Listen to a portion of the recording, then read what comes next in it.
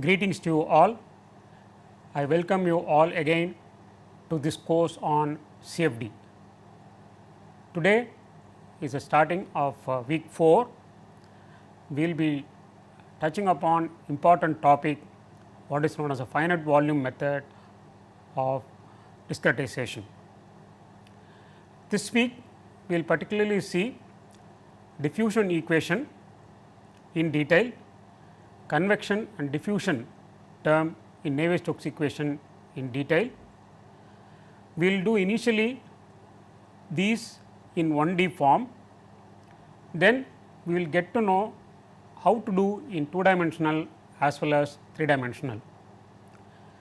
Then we will have a separate detailed working on convection term alone.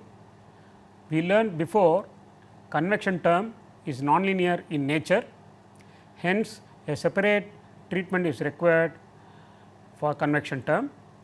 We will talk about convection term treatment in detail with different schemes.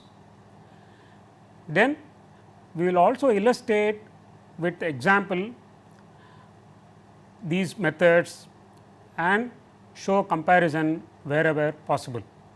There is a special treatment for near boundary implementation. Near boundary nodes will have to account for boundary condition, and we will see how the finite volume formulation gets rewritten for near boundary accounting. This will complete in detail the finite volume formulation without time derivative term. So, in general we know finite volume method is very much suitable for complex geometry, and what is shown here is just a simple structured mesh arrangement. You see here horizontal lines as well as vertical lines, and wherever they meet is shown by a dot that is supposed to represent node, and here you are seeing a node with control volume surrounding that node, which is shown by dotted horizontal line as well as vertical line, and this hashed line, inclined hashed line, supposed to represent that volume surrounding that particular node, and you can extend this everywhere, and the procedure is same or almost similar for unstructured grid also. In finite volume formulation, we use integral form of the governing equation, and it is given as integral over surface flux for a particular surface and equal to first term on the right hand side is for diffusion, and second term on the right hand side is for all the source term accounted, and this is integrated over the volume and this is integrated over the surface. Now, when we are writing finite volume formulation, the surface integral as well as volume integrals are approximated using appropriate formula, and we are going to see them in detail in subsequent lectures. Before we go into the details, we have to get familiarized with terminologies with regard to finite volume mesh, and they are same for 2D as well as for 3D. What is shown here is a line which represent one dimensional mesh, and we have all this dotted circle, these are nodes along that one dimensional grid. P is a point of interest, and W E, that is capital letters W E, similarly capital letters W W and E E are to represent nodes, and then you construct a control volume between nodes. So, for example, between P and capital W there is a control surface, and this is referred as small case w. Similarly, between node P and capital letter E, which is on the east side node. A control surface is constructed and that is referred by a small case letter E. Now, we have to know distances between node and face and node and surrounding nodes. So, because it is one dimensional, we have delta x and delta x, this is between node P and west face W. So, we use delta x subscript P capital and small case W. Similarly, the distance between node P and the east face E is given here as delta x subscript capital letter P and small letter E. In the same way, distance between node to node. So, for example, in this case between node P and E is given as delta x subscript capital letter P and capital letter E. Similarly, for other side. Now, this west of west is referred as WW. Similarly, east of east is referred as EE. These are required in case you are deciding to have higher order accuracy scheme. In general, the Navier-Stokes equation, if you neglect unsteady term and convection term, then we obtain diffusion equation, and that is given here as divergence of gamma gradient of phi plus source term equal to 0. So, this gamma is a diffusion coefficient depending on the equation. Suppose if it is a temperature equation, then this corresponds to diffusion coefficient corresponds to temperature equation, and phi is any property. The control volume integration of this equation results as integration over the control volume divergence of gamma grad phi dV plus integration over the control volume source term dV equal to, and this we are converting volume integral to surface integral, and that is what you are seeing on the right hand side. The source term is left as it is because it is integrated over the volume and we take average. So, area integral gives the flux entering or leaving the control volume. So, in this case this n dot dA, dA is a area vector and n is a vector normal to that area. So, this will give actually the flux either entering or leaving, and the volume integral on the right hand side gives source term over the control volume, that is what is shown here. Now, let us see how to actually apply this equation for the mesh detail that we have shown. So, this is a equation and we integrate it, the mesh and corresponding details are reproduced here. P is a node of interest and we go from P to the left on the west node and to the right on the east node. We apply this integration for this mesh that is shown, and we get here gamma A d phi by dx evaluated at east face, that is here, minus gamma A d phi by dx evaluated at the west face, that is here on the left side. Because it is one dimensional, we are using d instead of dou, and the source term is evaluated as average over the surface over the volume. So, it is S bar delta V. Now, this is generalized form. So, in one dimensional you actually do not have V, but this is generalized form. A cross sectional area of the control volume and S bar is the average value of the source term. Now, let us see how to evaluate each of this term for the mesh that is shown here. For example, gamma A d phi by dx at east face, that is on this side. Similarly, gamma A d phi by dx on the west face, that is on this side. Suppose you happen to solve like this, then you get phi evaluated at node P, similarly at node E, EE and so on, similarly on the other side W and WW and so on. So, phi is variable that is evaluated only at the nodal location, whereas d phi by dx is a gradient of phi which is required at phases. So, in this case it is required at east phase or at the west phase. So, discretized equation are written on the cell faces, that is what we have just seen, but we know the values of the properties only at the nodes.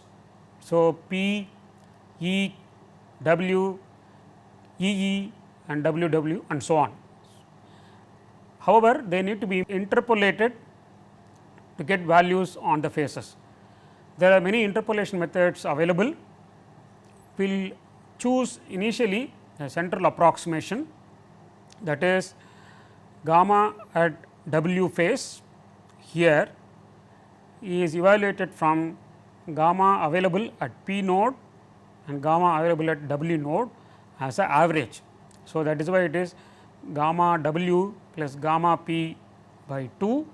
Similarly, gamma at the east phase is evaluated from gamma available at east as well as at the P node as a central approximation gamma E plus gamma P by 2. Now, this gamma is a diffusion coefficient I mentioned before. In general, it may be fixed, in other words it may be constant, it may not vary for some cases, but later you will learn gamma also as a function of temperature or as a function of the flow. In the case of two phase flow, it may vary from phase to phase. So, here we are actually talking about a general procedure. The next term in the discretized equation is gamma A d phi by dx at W. So, we write this as gamma W A W and this d phi by dx at west phase. So, we know the function value at P node, we know the function value at W node, again use approximation between these two nodes and we get phi P minus phi W delta x P W as shown here. That is the distance between node P and node W, that is what is shown here. We write similarly for other phase gamma A d phi by dx at east phase as gamma E A E, again phi E minus phi P by delta x evaluated between the nodes P and E, and that is what is shown here as delta x P E. Again the question is about A. If it is a uniform mesh, then A will be the same, that is whether it is a east phase or west phase. We are writing here generalized procedure, that is why we still use a subscript E and W. So, for a situation when the control volume shape is changing from one phase to another phase between node to node, then this A can be used accordingly. This is again we are assuming a uniform mesh arrangement, that means the distance between P and W, distance between W and WW, similarly on the other side distance between P and E or distance between E and EE are same. In such case the weightage are equal for both from both the sides for contribution at particular phase. For example, phi at P and phi at W will contribute same for evaluating phi at control surface W. Similarly, the other side. If you are having a non-uniform mesh arrangement, then you have to take weightage accordingly, and we will see that little later. Now, the source term is usually a function of a dependent variable. In this case, it is phi itself, and it is approximated in the linear form as source term average multiplied by delta V equal to S u plus S p plus phi p, and S u is a constant value and this is a linear variation. We have seen individually details now we have to substitute in the discretized equation. This was a discretized equation. We have seen how to evaluate each of this for each phase. So, we will substitute, we get gamma e A e phi e minus phi p delta x p e, similarly other term, then for source term. So, the equation now is a discretized equation of the diffusion equation by following finite volume procedure. We put all the things together, this was the original diffusion equation and we get a discretized equation. These are evaluated for the node that we have defined and we get final discretized equation in this form. We can observe in this equation phi p is a variable interest, p is the node of interest and you want to evaluate phi at the node of interest p, and you find the term appearing in the first term, appearing in the second term, also appearing in the last term, that is for the source term. This is a node, this is a variable at the node of interest. So, we need to collect that coefficients. So, collecting similar coefficients together as, so in this case phi p, then you write down all the terms corresponding to phi p together. So, you get gamma e A e by del x p e, that is what is coming here as a first term. Similarly, this term is here and then phi is also there, and this is a quantity of interest. So, you retain that on the left hand side, that is why some minus sign and plus sign gets changed when you move from left to right. Then remaining terms are in this equation phi e and phi w, again you group those coefficients properly. So, phi w is written here and phi e is written here, constant for source term S u is written separately. Now, if you look at the equation, for the moment you imagine terms in the bracket as one coefficient. So, some coefficient into phi p equal to some coefficient to phi w plus some coefficient phi e plus S u. Now, the mesh that I have shown, p is the node of interest, it is at particular instant or one particular location in the space. You can imagine the pi is running from left to right in the case of 1D, that is all the nodes of interest are going from left boundary to right boundary, then this equation is repeated for all the nodes from left boundary to right boundary. Now, if you can understand, this is the point of interest and phi w and phi e are known either from previous iteration or from the current iteration. That is why left hand side is unknown and right hand side is known quantity. Rewrite that equation again. As I mentioned, all the bracketed terms can be written as one value and that is shown here as A e, A w and A p, and A e is actually the term corresponding to east node gamma e by del x p e A e. Similarly, A w is a coefficient corresponding to west node, that is shown here.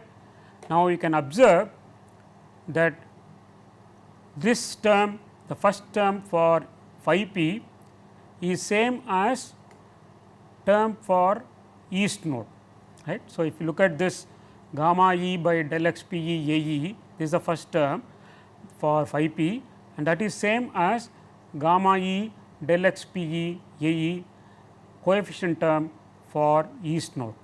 So, that we have already defined as A e. Similarly, the second term in the phi p is corresponds to coefficient term for phi w and that is what is shown here. So, coefficient for phi p can be rewritten in terms of these coefficients and you see here A w plus A e, the only term is not represented in other term is S p and that you can add separately here. So, this is actually advantage because you evaluate AE and AW, and that is good enough, and that can be used even in AP also.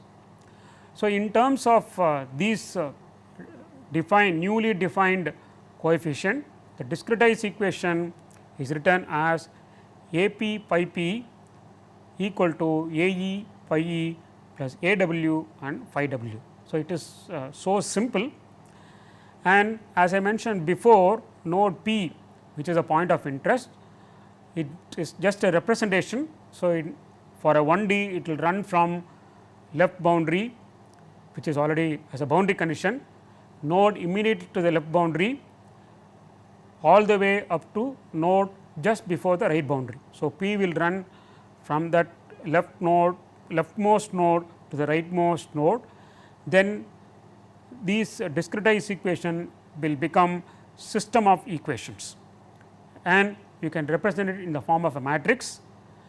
We have to have some procedure for inverting that matrix.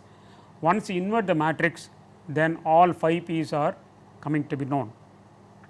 Such a procedure is solving the linear equation system, and we will have a separate class on matrix inversion procedure.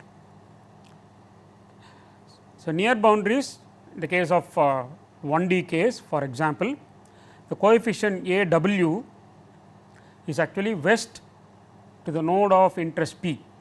So, near boundary P will be one node very next to the left boundary, and for that node there is no west node, because the west surface is the left boundary itself. In such case, the coefficient A W is made to 0. Similarly, on the right side node very next to the boundary, there is no east node for that boundary, because east surface is the boundary condition itself, is the location where boundary condition is enforced. So, there is no east node, hence for the right boundary node near the right boundary AE is made to 0.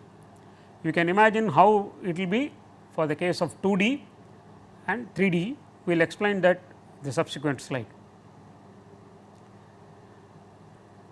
We have Navier-Stokes equation and definitely continuity equation. What we have seen is just one term in the Navier-Stokes equation, that is a diffusion term. We will see how to do for continuity equation, finite volume formulation for continuity equation. Let us take 1D steady incompressible situation. The continuity equation is written, because it is 1D, you can write it as d by d. So, d by dx of rho u equal to 0. Of course, it is incompressible. So, rho will not be there, it becomes only du by dx equal to 0. Again we have the same definition of node, control volume, distances defined for 1D case. Now, if you write integration of this equation for the control volume formulation, then you get rho u a evaluated at east face minus rho u a evaluated the west face, because its continuity equal to 0. It is very simple. Now, this rho is again for incompressible flow, it will not be there, it will come out, and the term itself will not be there, and if it is constant mesh, then A also will not be there, it is just only u at east face minus u at west face equal to 0. Of course, in 2D we will have a velocity in vertical direction, that will become v corresponding to the top as well as bottom. We would like to get a feel of how this is actually implemented. For that, we take one heat diffusion equation, one dimensional steady state heat diffusion equation as shown here, d by dx of k dt by dx plus s equal to 0, where k is a thermal conductivity, and for the problem that we are going to explain, k is given as 1000 watt per meter Kelvin and area is 0.0001 meter square, and there is no source term.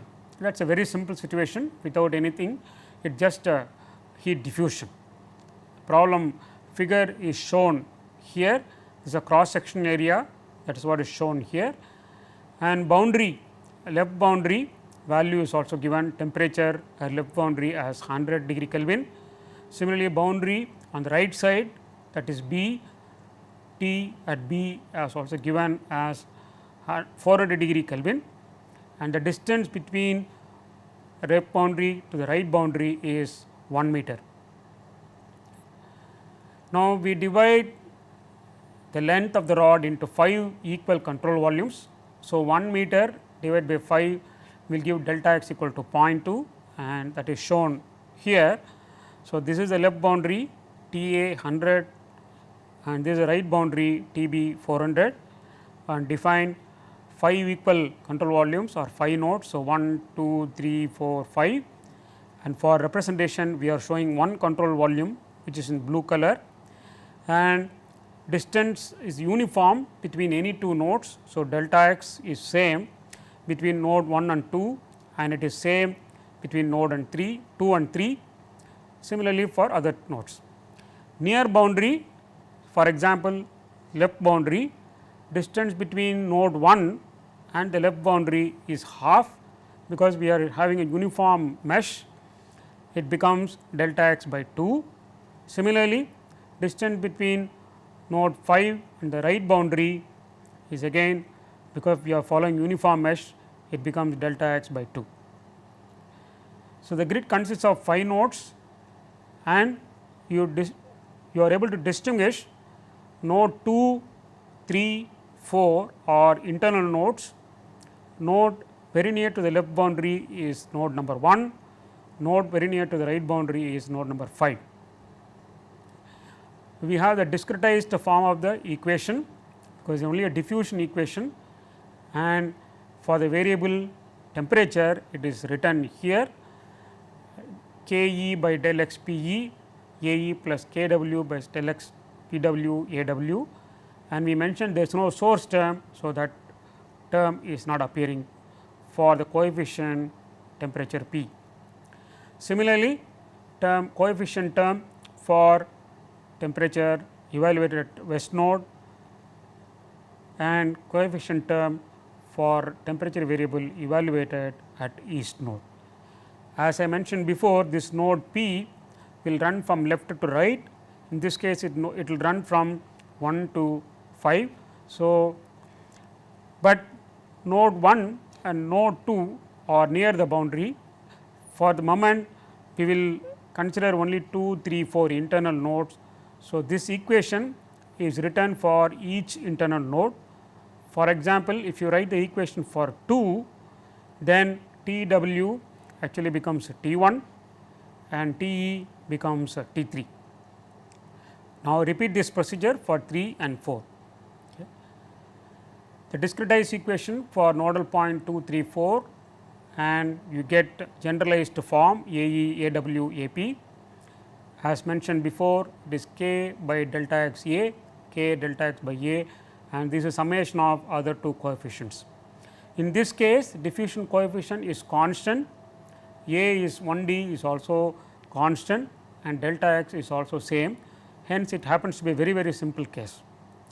Near boundary nodes, that is for node 1, the west side is boundary A, and we have equation modified as K A T E minus T P by delta x, because for the node 1 east side is available, hence we write full term, whereas on the west side only half is available, that is delta x by 2, and west side you have a boundary condition imposed, that is referred here as temperature at A. Okay. So, that is also used here, T P minus T A by delta x by 2, and K A, this is diffusion coefficient is set to 0. So, in today's class, I have explained how to do for a diffusion equation, finite volume procedure for a diffusion equation. We understand terminologies used in finite volume mesh, and we are able to get approximation on east phase and west phase.